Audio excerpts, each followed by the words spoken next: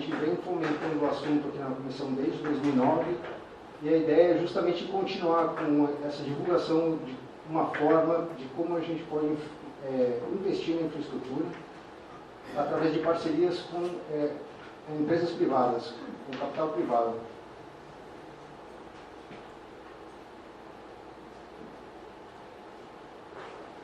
Bom, as PPPs, no modelo atual nacional, foram baseadas numa experiência do Reino Unido de 1992, que são as Private Finance Initiative, que era justamente essa ideia de aumentar a participação do capital privado na infraestrutura do país. E logo depois a gente veio, trouxemos usando esse modelo para se aplicar no Brasil a questão das PPPs. Então, no Brasil hoje, a gente tem uma infraestrutura insuficiente, inadequada, e influencia muito na competitividade do país, de uma forma geral, em diversos setores da infraestrutura. A gente precisa de muito dinheiro para conseguir reverter isso, justamente para trazer mais competitividade ao país. E a gente vê hoje que não tem outra saída. O governo federal, o Estado e o municipal não entendem onde tirar esses recursos. Então, uma concessão ao PPP deve proporcionar ao setor público alguma economia mensurável ou ganho identificado de eficiência, ou qual se tornasse apenas uma forma de sugar gastos presentes para uma necessidade futura. A gente entende que a empresa privada, o setor privado, é mais eficiente que o governo. Então, a ideia é se utilizar dessa vantagem para a gente conseguir investir em infraestrutura. Pois, nesse caso aí, ele vai conseguir gerenciar melhor que o governo, consegue buscar capital. Eu vou tratar do assunto. Então, a PPP, de uma forma geral, tanto concessão quanto parceria público-privada, é uma cooperação voluntária entre o setor público e o privado, com a finalidade de alcançar uma série de objetivos comuns, compartilhando a responsabilidade em matéria de riscos, benefícios e investimentos. No Brasil, a parceria público-privada é prevista na Lei 11.079 de 2004 e as concessões previstas na Lei Federal 8.987 de 95. Eu coloquei ali, seriam PPPs, de uma forma geral, no mundo, elas são, tanto concessão quanto parceria público-privada é tratada como um PPP. Tá? No Brasil, a gente tem essa diferenciação. Só que eu vou tocar nesse assunto, mas eu vou tratar como se fossem parcerias privadas, tá? Tanto a concessão quanto a PPP, prevista na Lei 11.079. Então, PPPs, em comparação com as contratações convencionais, seriam aquelas previstas na Lei 8.666 de 93. No caso da PPP, ela transfere a responsabilidade e o risco ao setor privado para mobilizar fundos de investimento em projetos de grande magnitude. Então, essa é uma atribuição que o setor privado que vai buscar esse financiamento, como trazer isso para investir na obra e no serviço público. No entanto, quando a contratação é convencional, aí no 866, o governo precisa de recurso, né, que seja financiado por um BNDES ou por algum órgão financiador. Né? Bom, as concessões aí foram previstas primeiramente na Constituição de 88, no artigo 175, onde incumbe ao poder público na forma da lei diretamente o seu regime de concessão ou permissão, sempre através de licitação ou prestação de serviços públicos. Com base nisso, a legislação foi desenvolvida. Então, primeiramente, eu gostaria de diferenciar os três tipos de concessão. Então, a concessão de serviço público, que é a 8987 de 95, que seria também chamada de concessão comum. No caso da concessão comum, a única contraprestação é a tarifa do usuário. Como exemplo, nós temos a BR-101, que é um caso onde ela o governo não repassa mais nada à empresa, os riscos são todos da empresa. E ela tem que manter o gerenciamento da obra com a tarifa cobrada nos pedágios. Ela pode ter algumas outras receitas alternativas, como a área de domínio, propaganda, até multa, tem uma previsão que poderia ser. Mas não pode receber pecúnia do Estado, do governo, não pode pagar.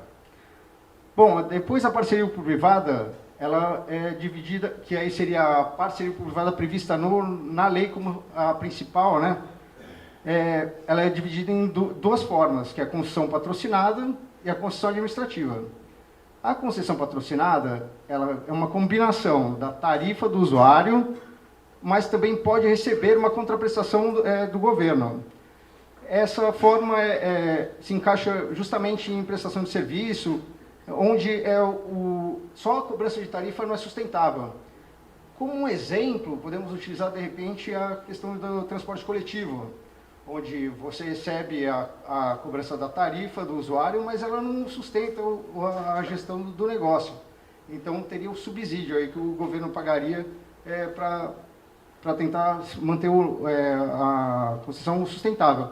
Além disso, tem outras receitas que ela também pode ter, no caso de propaganda, mas basicamente essa é uma diferenciação. Já na concessão administrativa, só existe a contraprestação pecuniária do Estado. Então, ela presta o serviço lá e o Estado paga. Ela se diferencia da Lei 866 devido ao prazo, devido à forma, que a ideia é que exista uma combinação de serviços, não apenas só a construção da obra, a ideia é que ela faça a obra, ela gerencia a obra. Então, isso já diferencia da Lei 8666, que é a lei de licitações, né? Gostaria também de tocar num assunto que está bastante em pauta, aí, que eu tenho visto muitos prefeitos aí utilizando PPP para tudo, né? Então, a adoção de praça, PPP, seria o exemplo mais emblemático aí, que não é PPP. Se a gente pensar num conceito macro, poderia até ser, mas está fugindo da questão aqui.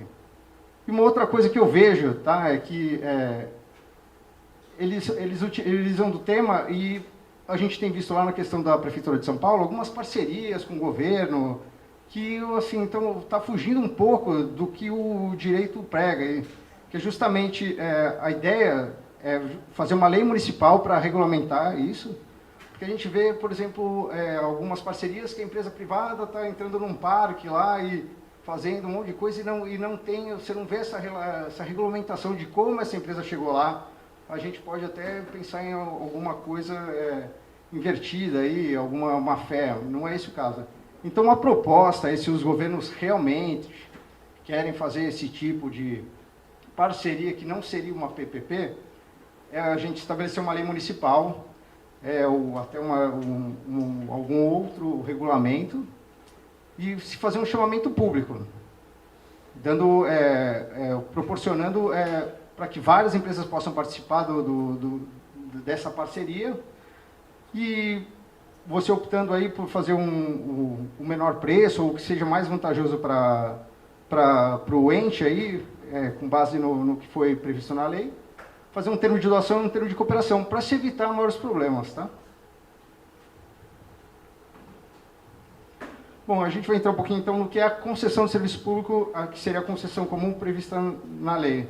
Concessão de serviço público é um contrato administrativo, pelo qual a administração pública transfere sob condições a execução e exploração de certo serviço público, que lhe é privativo a um particular que para isso manifeste interesse e que será remunerado adequadamente mediante cobrança dos usuários de tarifa previamente por ela aprovada. Então, é apenas tarifa na concessão comum. Remuneração por meio de tarifa, pode incluir outras receitas alternativas. Não há prazos legais mínimos nem máximos, então geralmente tem a questão de uma cláusula de prorrogação, 30 por mais 30. É lógico que isso aí tem que ser muito bem visto, porque tem que ter o custo-benefício. Não vou conceder isso para um ente privado, para ele ganhar rios de dinheiro e o serviço público não reverter para a prefeitura. Então tem que ser bem pensado aí, planejado, né? A questão da licitação. As principais formas que a gente tem visto são duas, né, que seria o menor valor da tarifa do serviço público a ser prestado, que é o caso aqui da BR-101, né, por isso que o pedágio aqui é muito baixo, porque se ofereceu uma tarifa muito baixa, eles acabaram ganhando a licitação. É lógico que isso também traz outros problemas, aí no caso, que depois o contrato pode não ser sustentável, né? Então, a ideia hoje é que se possa fazer a menor tarifa, mas que estabeleça um piso mínimo, para evitar esse tipo de problema. Ou então a maior oferta, no caso da outorga, aquela empresa que oferecia maior quantia em dinheiro ganha a licitação, que é o caso das rodovias do estado de São Paulo, que lá reclamam muito do preço da tarifa, do pedágio, que pode chegar a 15, 20 reais. Então a gente vê bastante diferença do nosso caso aqui em Santa Catarina e do caso em São Paulo. Bom, eu vou entrar agora um pouco na parceria público-privada, para tentar diferenciar isso. Nesse conceito aqui, ela é muito parecida com o serviço público, é previsto na Lei 8.987/95, mas ela tem outros tipos de contrato aí e algumas adequações para conseguir regular essa forma, né? Só vou fazer um chamado aqui. Minas Gerais foi o primeiro estado a elaborar uma lei em dezembro de 2003. Logo depois veio Santa Catarina. Então, o nosso estado aqui foi o segundo a aprovar uma lei sobre parceria público-privada. Depois veio São Paulo e a lei federal veio depois ainda, só em 30 de dezembro de 2004. Queria fazer só uma chamada aí. Minas Gerais hoje é muito desenvolvido, tá, nessa questão de PPP. Eles estão na vanguarda aí, acho que, do Brasil. A gente tem muito que aprender com eles. São Paulo também tem muita coisa sendo desenvolvida, também estão na vanguarda. Lógico que tem muita coisa que deu errado também, tá? A gente não pensa que PPP é mil maravilhas, que vai dar tudo certo. A gente vê muito exemplo de coisa errada que infelizmente acontece. Por isso o negócio tem que ser muito bem feito. E Santa Catarina, apesar de ter aprovado a lei há muito tempo atrás, a gente ainda não tem nenhuma PPP no estado. Então essa é a ideia da gente fomentar isso também, porque a gente entende que a gente pode trazer o desenvolvimento do estado com base nessa ferramenta, tá? Bom, a parceria público-privada prevista na Lei 1179 de 2004, ela institui normas gerais para licitação, contratação, tanto para a União quanto Estado e município. Então, ela previu já a lei para os 3 entes aí. A gente vê alguns municípios votando lei, mas no caso a gente poderia só se utilizar da lei federal para conseguir fazer isso, tá? Esse entendimento meu. É lógico que você pode fazer algumas adaptações na lei municipal para a realidade local. Então, a diferença aí é que a Lei 11.079 previu um adequado sistema de garantias que protegesse o concessionário contra o inadimplemento da administração pública. A diferença da concessão é que na concessão a empresa vai receber a tarifa e ela que tem que se virar no gerenciamento. E na PPP ela depende de uma contrapartida do governo. Se o governo falha nessa contrapartida, o empreendimento deixa de ser sustentável. Então, ela tem mais garantias, tem algumas formas de garantia para justamente evitar isso, tá? Então, ela tem aquelas 2 modalidades, né, a patrocinada administrativa. E na própria lei, o artigo 3º do 2º falou assim, o seguinte, não constitui parceria privada a concessão comum, assim entendida, a concessão de serviços públicos, que é a outra legislação. Então, na própria lei de PPP, ela fala que não é.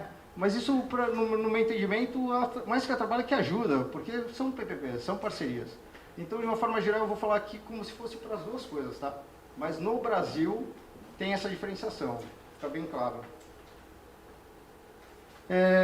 Aqui algumas características da lei de PPP é vedada a celebração de contrato de parceria público-privada cujo valor seja inferior a 20 milhões de reais.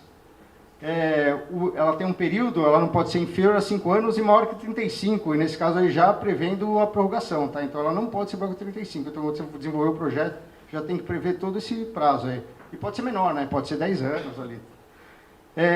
Ela também tem uma outra diferença, ela não pode ter como objeto único um objeto, né? Por exemplo, só o fornecimento de mão de obra, só a construção, ela tem que ser uma combinação de objetos.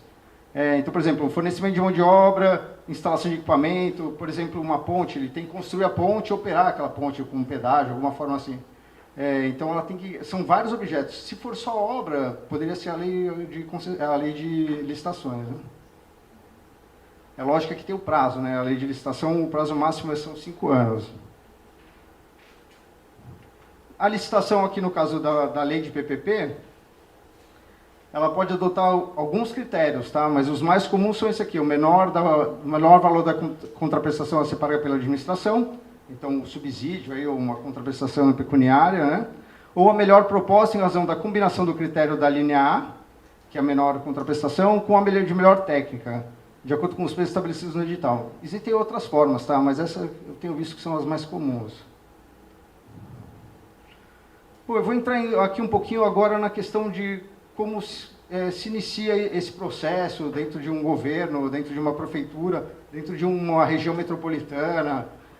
Então, basicamente é o seguinte, o ente ele tem que primeiramente declarar a política do PPP, ou seja, é deixar claro aos cidadãos, às empresas, aos outros entes, Ministério Público, Tribunal de Contas, que vai começar um processo dentro daquela gestão de se fazer parcerias privadas.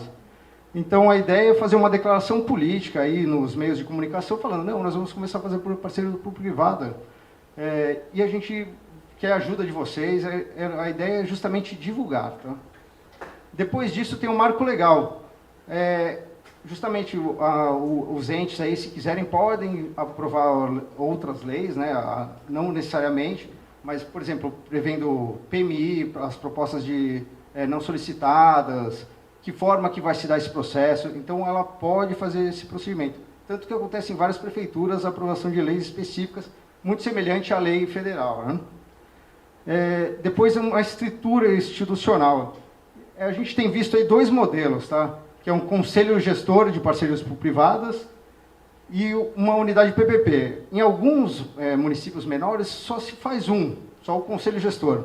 Mas a ideia é o seguinte, eu vou explicar um pouquinho, mas o conselho gestor seria um órgão mais político e a unidade PPP seria mais o executório. Tá? Ali é o que você vai ter os especialistas para desenvolver toda essa questão das parcerias. Depois, o governo, o ente, aí também vai ter que definir as políticas e processos para justamente desenvolver essa questão. Então, de onde ele vai, como ele vai fazer para trazer essas pessoas, que tipo de contratação ele vai fazer, ele vai oferecer um jeton, vai fazer um concurso público, vai fazer cargo comissionado. Então, ele tem que prever como que ele vai desenvolver esse formato dentro da sua unidade. Depois, os recursos humanos, justamente vai ter que saber como que ele vai fazer essa contratação, com que dinheiro, como ele vai conseguir sustentar as pessoas dentro da unidade. Recursos financeiros, promoção dentro e fora do governo, e também atuar juntamente com o Tribunal de Contas, Ministério Público e, no caso, uma agência reguladora, se ela existir. Tá? Então, o Conselho Gestor de PPP, qual seria a função dele? É auxiliar na política da PPP, fica basicamente ligado diretamente ao gabinete, tá? Prefeito, governador, então ele tem uma linha direta ali de comunicação, integrado por especialistas do setor público e privado. A gente tem visto aí exemplos de conselho gestor, onde tem secretários, especialistas em licitação, empresas de consultoria da área privada. Então, a ideia é tentar trazer profissionais tanto público e privado. O Conselho Gestor também cabe autorizar a apresentação de projetos e abertura de licitações, disciplinar os procedimentos para a celebração de contratos. Um exemplo a ser estudado, aí, seguido, é justamente o Conselho Gestor de PPP de Minas Gerais, na Lei 14.868 de 03. Lá é bem político, tá? Os integrantes do conselho, pelo que eu vi, é mais da área pública. A unidade PPP, que seria justamente o outro órgão que ficaria ligado à prefeitura, ela vai ser um assessor do conselho gestor, tá? Então, ela vai proceder o suporte técnico ao conselho gestor. Cabe dela também toda a parte estrutural das PPPs, né? Então, ela avalia o plano de PPP. O ente público tem que, primeiramente, descobrir quais são as verdadeiras necessidades dele, quais os projetos que ele vai buscar. Então, resíduos sólidos, por exemplo, preciso fazer a coleta, é muito importante. Então, é para se estudar. Saneamento básico, depois eu vou tocar alguns assuntos, até a questão da mobilidade urbana. Tá? Então, cabe à unidade PPP fomentar, desenvolver e analisar os estudos de PPP e concessão, ou PPP no genérico, né? Avaliar as propostas não solicitadas, ou PMI, fazer avaliação econômica e financeira dos projetos, estruturar os editais e os contratos. Lembrando que a PPP, o grande negócio não é a licitação. O grande negócio é a gestão, porque você vai fazer o planejamento lá de muito tempo. Com certeza o planejamento é muito importante. E vai refletir lá no final na gestão, mas você tem um período mais curto de planejamento, um período curto de licitação e um período longo na gestão do contrato. Então, esse é o principal problema, e a gente não vê isso. Por isso a questão de cargos políticos, uso de político, né, e não levar a questão técnica, né, pode trazer grandes problemas depois na hora que o contrato já está sendo gerido. Também a unidade PPP que vai realizar os procedimentos, os editais, né, os contratos e o procedimento licitatório. Bom, como eu falei, a unidade PPP ela é composta de consultores financeiros, questão técnica que entenda do assunto, consultor jurídico, procurador, muito importante para aprovar, ver a legalidade dos documentos, né? Um consultor ambiental também a gente pensa que é muito importante, e especialistas da área de licitações e contratos. Bom, como processo e responsabilidades para criar essa estrutura, a gente, pela prática, aí, vê fundo para desenvolvimento de projetos. Então, ele tem que criar um fundo para justamente desenvolver esse projeto, porque ele tem custo. A questão só do projeto é prevista de 2% a 5% do total de investimento. Então, são projetos caros. É lógico que você pode levar para a iniciativa privada trazer isso, né? Mas a gente precisa ter o profissional dentro das unidades PPP, ou no CGP, dependendo como for a estrutura, para avaliar se aquilo é correto. E isso a gente vai ver mais à frente. Então, gestão financeira pública, tem que ter, ela tem que estruturar como vai ser feita essa gestão, a governança, a auditoria, essa relação com os outros poderes, então, poder legislativo, o poder executivo, o próprio cidadão, né, a sociedade civil, os tribunais de contas, o Ministério Público e a agência reguladora, no caso. Também nisso, como tem essa contraprestação do ente público, essas PPPs têm que estar previstas aí nos planos anuais e na Lei de Diretrizes Orçamentárias, que é anual. E depois, numa última forma, justamente prever o fundo garantidor ou garantias. Existem diversas estruturas aí, mas é muito importante ter de onde vai sair essa garantia, né? O outro item é justamente onde os entes podem se beneficiar, é a proposta não solicitada ou o decreto de PMI. Prevista na lei, está errado, infelizmente, ali a lei, tem um número a mais. É 824 de 2015. 8424, né? Adoção facultativa, não é obrigatório você se utilizar da legislação. Os municípios podem aprovar uma lei municipal, tá? Não necessariamente precisa ser utilizada essa lei ela tem uma visão mais federal, tá? Mas um modelo para se espelhar, tá? O governo indica setores dos projetos. Então, eu entendo que pode ser feita de duas formas essas propostas não solicitadas. Ou a gente abre um chamamento público de um projeto específico, colocando o setor que vai atuar, a gente direciona melhor, ou a gente pode tentar fazer uma coisa mais ampla. Então, coloca todos os setores que a entidade, o ente aí quer trabalhar, resíduos sólidos, mobilidade urbana, e deixa a iniciativa privada trazer esses projetos, tá? Então, a forma de você fazer isso também seria um chamamento público ou uma autorização. A empresa chega lá, eu quero desenvolver um projeto de iluminação pública, por exemplo. Então tá, eu te autorizo para você trazer o projeto, e depois a gente vai avaliar para ver se ele é bom. Ou faz o chamamento público geral e você tem um regramento. A própria lei traz isso, tá? Não gera vantagem nem preferência. No Brasil, em outros países, pode acontecer isso, de quem traz o projeto gera uma preferência para a licitação. No caso brasileiro, não, tá? Ele não gera vantagem nem preferência. Depois a licitação, todas têm que participar. No caso aí também, pode haver uma pré-qualificação, qualificação e classificação da proposta, tá? Ele traz um termo de uma forma, você fala, precisa ser melhorado isso aqui, ou então você faz uma disputa no chamamento, quem trouxer melhor é classificado em primeiro, segundo, terceiro, até se chegar no projeto ser seguido. E também o pagamento ao desenvolvedor, que será ressarcido se aquele projeto for escolhido, quando for feita a licitação, esse projeto pode ser remunerado pela vencedora antes de iniciar a prestação de serviço, tá? Bom, eu vou falar só de algumas etapas aqui, de como que seria isso. Então, primeiramente, selecionar projetos prioritários com potencial de PPP. Justamente você descobrir quais aquelas necessidades que você tem e que precisa buscar a solução. Faria uma pré-análise desses projetos que são trazidos ao governo, no nível básico. Depois você faz um teste para ver se aquele projeto realmente é sustentável. E daí, assim, você passa para uma outra etapa, que é a de estruturação de projetos, que seria mais ou menos identificar e atribuir riscos, né, uma matriz de risco. Como exemplo aqui eu trouxe, por exemplo, o local do projeto, se tem alguma dificuldade ambiental, alguma restrição, ou um tipo de projeto de construção que é inovadora, ou, por exemplo, um tipo de operação que tem algum outro risco, tem outros riscos como insolvência, a força maior que é atinente a vários tipos de projeto.